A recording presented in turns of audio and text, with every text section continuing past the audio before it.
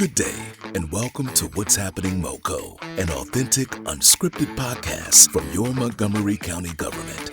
Now, here's your host, Derek Kenny. Good day, welcome to What's Happening MoCo. In today's episode, we talk to a father and son duo that have made a savory business from a delicious gesture. Join me in welcoming Gary and Brian Edell of My Dad's Chips to the podcast.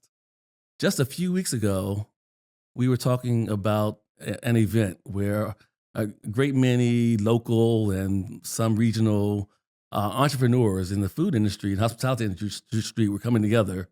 And during that, we were able to sample different types of food. I was able to enjoy these very crisp and flavorful and savory chips called My Dad's Chips.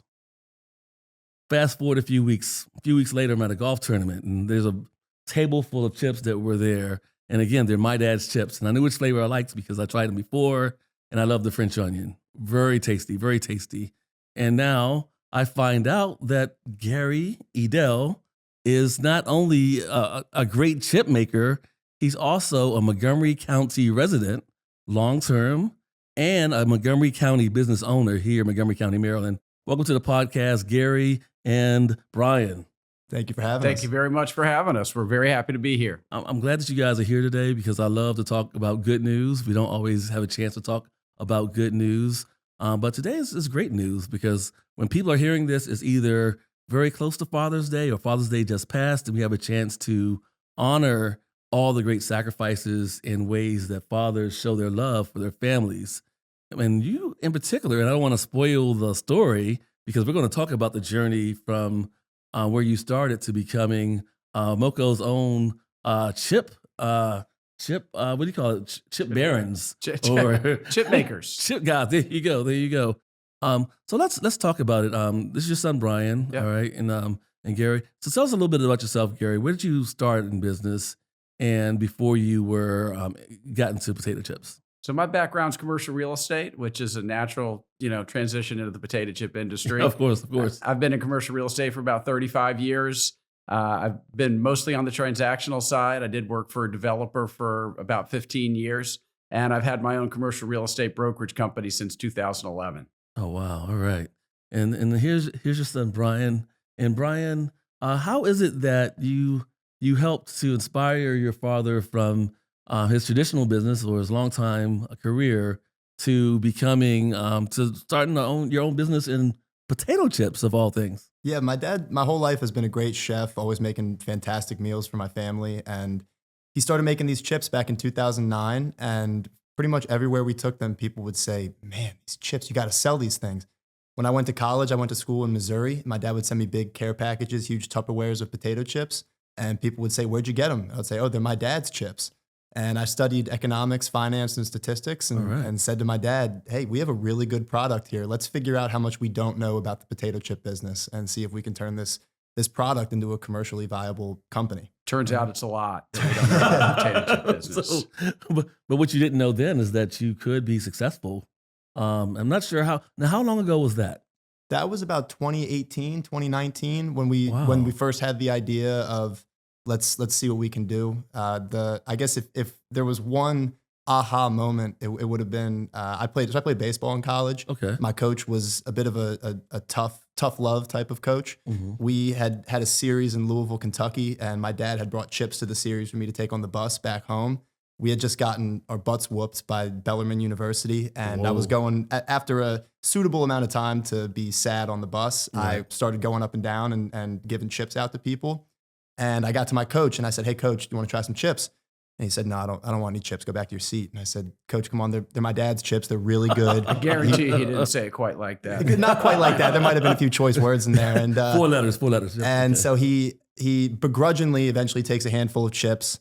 And I go back to my seat, and about 10, 15 minutes later, he walks back and goes, hey, you got any more of those chips? And that was kind of the moment where I said, if I can make him happy with these chips, we can make anybody happy with these chips.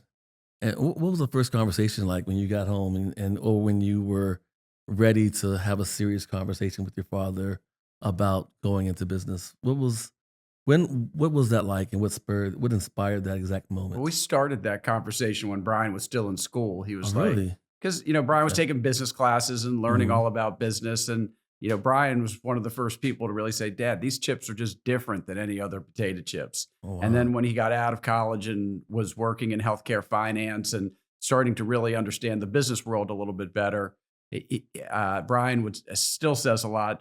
Our chips have a lot of differentiable qualities. It's taken me about 3 years to be able to say that properly. Yeah. But they do, because they're thin sliced and they're kettle cooked and they're made from a russet potato. The russet potato gives it a lot more real potato flavor and that golden brown color, whereas most potato chips are more of a pale yellow and really don't have a lot of flavor because they use just a plain white potato and end up being a vehicle for salt and other seasonings. Our chips have their own natural inherent flavor from the russet potato. And then when we thin slice and kettle cook it, it gives it a really unique potato chip. And so the first time, what was it like the first time you decided, I'm going to make potato chips? I'm not sure many people in their kitchens feeding their families would have thought, I will make my own potato chips. What was that first thought like? And what was the process like to get to the point where you have your style of potato chip? So the chips sort of came to be because, as Brian said, he played a lot of baseball. I helped coach when Brian was younger, and one of the other dads who coached with me made milkshakes. And the kids loved his milkshakes. Everybody used to come back to our house. The other dad would make milkshakes. He's like, hey, you got to make something for the kids to have with the milkshakes. But I started making potato chips. And I started slicing them by hand and started playing around with different oil combinations. And the more I kind of played around with it, the more people were like, wow, these are really good potato chips. A friend of ours bought me a mandolin slicer. And I was able to start slicing after almost losing a couple of fingers. No. What's a mandolin slicer? So a mandolin slicer is basically like a blade, and you can adjust it. You can adjust the height of it, and you can slice things super thin. Oh wow! So I was able to start playing around with the thickness of the chip a lot more effectively than I could by hand cutting, and I was able to get them super thin. And I made them so thin one time that they actually just evaporated. So I knew that was too thin, but I found the right thickness or thinness, whatever you want to call it. And that was sort of became the potato chip at that point in time. And people really started saying like, wow, these are really thin, crispy, delicious potato chips. At the time, I didn't really understand the effect of the russet potato so much. But as I started, when we decided to make it a business, I started learning more about the different types of potatoes and really got a better understanding of why the russet potato, for us, was making a better potato chip. Oh, wow. That's incredible. And not that you necessarily need a formal title when your son and you are the leaders of the company. So, but what do they call you, Dad in Chief and son OO, or what are your chip official off titles? The old block. Chip off the old block. Yeah, how about that? Yeah, and I'm just the dad. Just the dad. Hey, but it's my dad's chips. My dad's chips. That's the reason why we're here. Somebody's got to be the dad. There you go. Now it's fun that we're here at this point now, and let's talk about the gravity of where we are in terms of my dad's chips. And I think we remarked a while ago about the branding on these chips. It's very well done. If I saw them in the store next to Lay's and Utz, I would think that these are three major competitors that have been around for eons. While they are three major competitors, because you guys are competing with those guys, but you haven't been around for eons. What got you from let's start a business to my dad's chips? And then were there other names for the chips before my dad's chips? Well, believe it or not, they've only been my dad's chips. That was really? The name, like Brian said, when he was in college and my daughter was in college, and people would ask them where the chips came from. The answer was always, they're my dad's chips. And that's just kind of what we referred to them as. And when we decided to go into business, there was no other, I don't think we had any other discussion on we went back and forth on it a little bit, and we had the discussion of, well, what have we always called them? And we don't call them the crispy chips or the crunchy chips. I just called them my dad's chips, and that felt, not only was it accurate, but you can really build a brand around that name. It's something that people can relate to, whether their dad has made chips or not. A lot of people's families have longstanding recipes or things that their family does that reminds them of that feeling. And that's really what we're trying to tap into with the brand. And the name really embodies the story. It's, as Brian says, it's easy to build a brand off. It's also the story is very relatable to people because a lot of people, like Brian said, there's recipes. A lot of people say, oh, my aunt used to make potato chips at home, or my grandmother made potato chips at home. Oh, wow. So my dad's chips really resonates with people, and gets that in and of itself gets them interested in trying the chips. Right. And so you started years ago, and there's been times that you got a big tub of chips, somewhere tubs of chips Oh, big for your giant son's tubs of baseball team. Yep. So what type of volume are you doing now? So back then you had a tub that probably could feed 20 hungry baseball players. What type of volume are you doing now? So back then I would cook about 20 pounds of potatoes in roughly 2 hours. Oh, whoa. Now we're cooking about 2,000 pounds of potatoes in an hour. Okay. In an hour? In an hour. Okay. And how many hours are you producing? We're cooking chips usually for about 10 hours. Oh, wow. So you have serious volume. Like Yes. There's a serious supply chain of my dad's chips. Yeah, we're cooking, generally each production run, we're cooking about 45,000 pounds of potatoes at a time. All right. Takes about 2 to 3 days. And where are you guys located now? So if someone wanted to pick up a bag of chips in Montgomery County, or if they're traveling, where would they be able to buy a bag of my dad's chips, Brian? So we just launched with Giant on a limited scale. We're in about All right. 50 Giant stores across Montgomery County and Northern Virginia. Round of applause for Giant. Yeah. Good job, Giant. Good choices. All right. Yes. We sell in all the Food Lions in Maryland. We are in, I believe, all of the Wegmans locations All in right. Maryland, and hopefully soon to be the new Rockville location that's opening up in a couple months. Awesome. Round of applause for Wegmans. Good choices. All right. And several independent mom and pop delis and grocery stores throughout the state. If you go to My Dad's Chips, Fresh Market as well. in Maryland. Oh, wow. If you go to mydadschips.com, we have a Find Us tab with an interactive map with all the locations carrying our That's chips. great. And again, the website was My Dad's Chips. .com. Fantastic. Yeah, Fantastic. 950 stores now that we're in. All right. So let's talk about the different flavors here. I'm going to take liberty, since it's the What's Happening MoCo podcast, and I'm the host, and there's these delicious chips here. I'm going to have a few chips. Why don't you tell me about the different types of chips you have, and what are some of the what's the most popular ones? What are some of the attributes of these chips? And if you hear some crunching in your ear, it's okay. We can take that sound out. We might amplify it a bit. Just tell us about your product line. What chips do you have? And actually, what's your newest one? What's your oldest type of chip? So we have 5 flavored chips. We also have an unsalted chip. I'll start with the flavors. The original chip, the yellow bag right here, is a lightly salted chip, has about 22% less salt than other salted chips on the market. That's what I used to make in my kitchen. Really? And we're able to basically provide a chip with less salt because of the russet potato. Oh. Because of that real potato flavor that you get from the chip, we don't have to over season and over salt our chips. Well, let's just hold it right there. You mentioned the russet potatoes several times as the one of the foundations of why chips are so great. How does the average person differentiate a russet potato from other potatoes? I don't. Is it like a bigger potato? A russet potato is a much hardier potato. Okay. It's usually a lot bigger.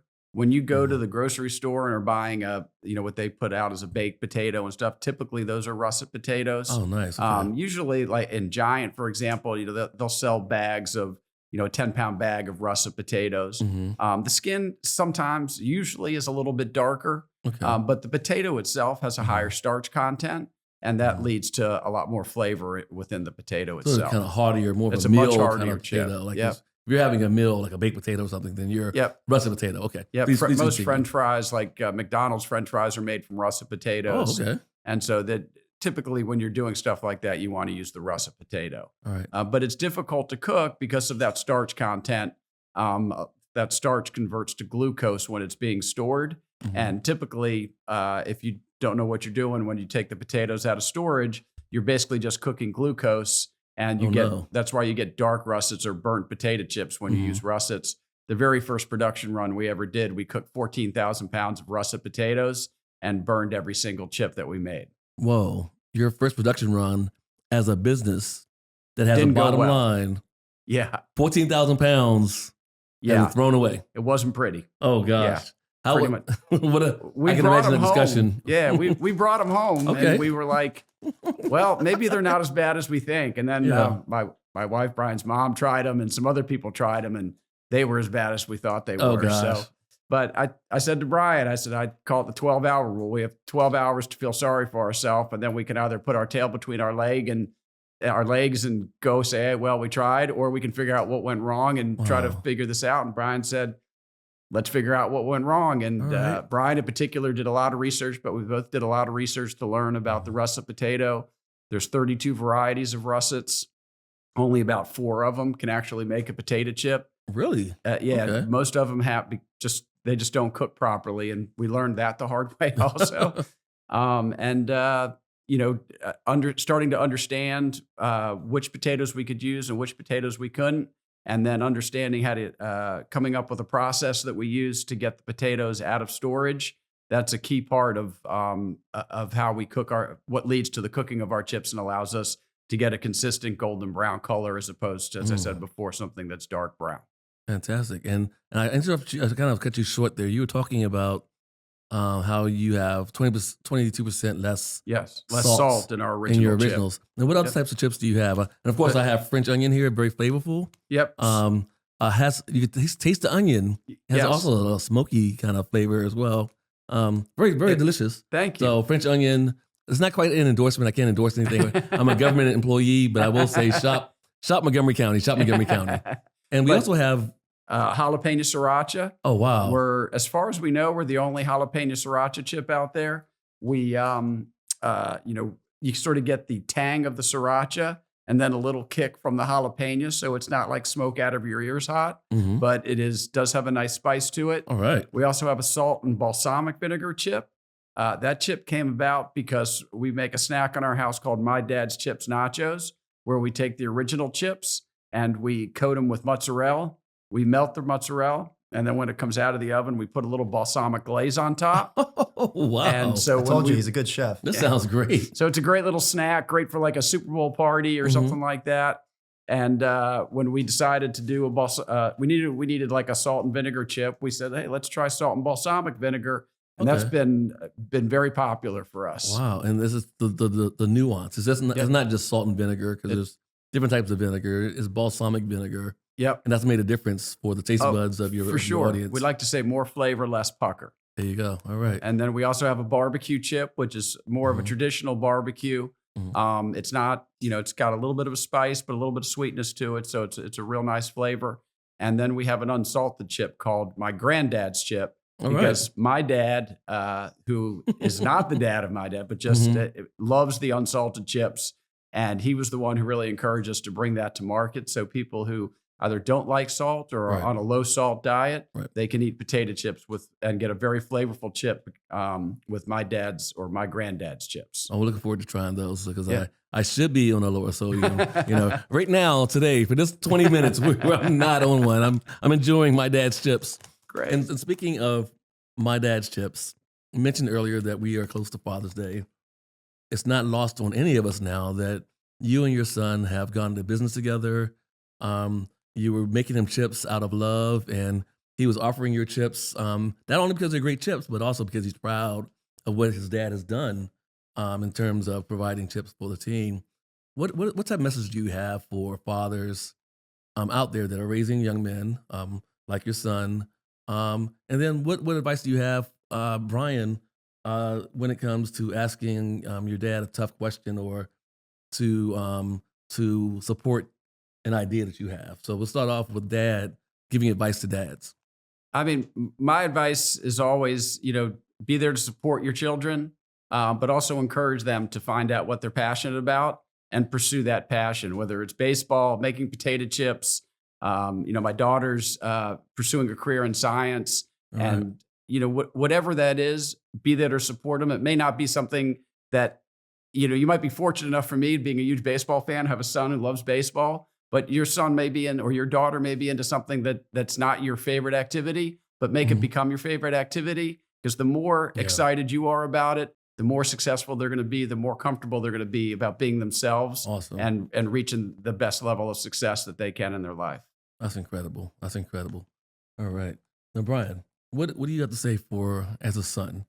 What are some of the best ways to honor your father? But then also, what do you say to young men that sometimes may have a harder time communicating with their father or asking something, that might even seem to be outrageous, like, hey, let's start a potato chip company because you make potato chips. Yeah, well, the best way to honor him is to start a business and sell his potato chips. For sure. Hey, that is very good. Okay. No, I'm very thankful to have a dad that cares so much about his family. We mentioned that he's a great chef. Growing up, he would make my lunch every day for school. He made dinner every night for our family. The dinner table is something that both our immediate and extended family, we care very deeply about and put a lot of pride and emphasis in getting together and spending time and connecting about your day, talking about what went well, what went poorly. I think that's an extremely valuable time for families. Yeah, definitely. And with respect to having conversations like that, I'm really lucky that my dad is a very easygoing guy. He doesn't get too high or too low. And we both operate under an understanding that we didn't know anything about potato chips, about retail, about manufacturing, about distribution. And we both have made mistakes that have cost our business thousands of dollars. Oh, wow. And there is no time to dwell on the past. There's no time to say, well, this was your fault. If you had done something different, then we would be in a different spot, because it just doesn't help anybody. It's a team effort all the way around. That's awesome. Yeah. The failures and the successes are all about the team. And, we work through it together. And, I'm super fortunate to be partners with Brian, because he does a lot of the stuff that I have absolutely no idea what we're doing. And is really, like he likes to say, it might be my dad's chips, but it's my business. And he really takes that to heart and runs the business and has created the backbone of what is making my dad's chips successful. Wow. And for some of you out there, you hear the chips and you hear our crunchy and how much I enjoy the chips. But what you're also missing is the way that Gary and Brian look at each other. A father looking at his son looking at his father, the level of admiration and appreciation for one another. You're going to miss in the podcast, but you will be able to see on the cable channel, County Cable Montgomery, which is the county's government cable TV station. And speaking before we started the interview today, this podcast episode, we found out also that their mom or your wife is also a talented person. She's very talented. Mind if I share that? Yeah. She worked with one of our affiliate stations, Montgomery Community Media, a while ago as a content creator. But she had her own take on making things that was appreciated by a large group of people. Let's take a moment just to talk about that, because it's important to us that we emphasize how much of a resource, of course, cable television is, not only in America, but for Montgomery County, but also as a way to help provide more awareness of the greatness in our communities. So let's talk a little bit. And also, you can't talk too much about mom, of course, dad and son without talking about mom, because somewhere doesn't happen without if mom is not supportive, there's no chip company. There's no thousands of dollars lost in recovery. So let's talk a little bit about your wife. Sure. My wife's name is Bridget, and Bridget is an amazing person and does a lot of great stuff. But one of the things she loves to do is refinish furniture. She loves to go yard sailing and find all kinds of items that look like they are just old, beaten up items and turn them into really cool pieces of furniture. Most of the items in our house are probably items that Bridget's turned into really cool stuff. Oh, wow. And she had a show called Lip Gloss and a Sander, where she used to take people out yard sailing, take a person out yard sailing, and then she would bring them back to our house, and she would teach them how to refinish that piece of furniture to make a kitchen table or a dresser or a coffee table, whatever. She did all kinds of stuff on her show. Wow. And it was really cool, and people learned a lot from it. And Bridget was did a really great job of explaining it. And I think the show was on for about 2 or 3 years, and it was just a really great experience for her. And it's something that really, showed her skills off really well. Right. And that's what's happening, MoCo. And right now we are showing off My Dad's Chips, all right, with Gary and Brian, who've done a phenomenal job of not just, of course, being a great family and being evident of that. And I'm sure you guys are going to be celebrating Father's. Are you guys going to celebrate Father's Day? Are you working doing Father's Day? I'm actually going up to do a production run of potato chips on Sunday. And I'm doing a demo at a grocery store. That's okay. Well, they are celebrating their legacies, developing My Dad's Chips. You all can celebrate Father's Day by giving your loved one a bag of My Dad's chips, courtesy of, or in the spirit of Gary and Brian. Not courtesy, but pay the money, get the chips, give them to your loved ones, put them out next to the grill. They are delicious. I guarantee they are delicious. They're crispy, they're crunchy, they're delicious, and they're made in Montgomery County, Maryland. And distributed here, you can find them at Wegmans, a Giant Food Store, several smaller organic stores as well. A lot of independent grocery stores, beer, wine stores, delis, all over Montgomery County. Incredible. And that's What's Happening MoCo. So please out there, support My Dad's Chips, support the What's Happening MoCo podcast. Please like, subscribe, and share. And of course, it's mydadschchips.com for more information. Thank you. Thanks for listening to What's Happening MoCo. Please subscribe via your favorite podcasting platform and follow us on Facebook. This podcast is brought to you by County Cable Montgomery, your source for news and information from the Montgomery County government. Connect with us via cable, Facebook, Instagram, or YouTube by searching for County Cable MoCo.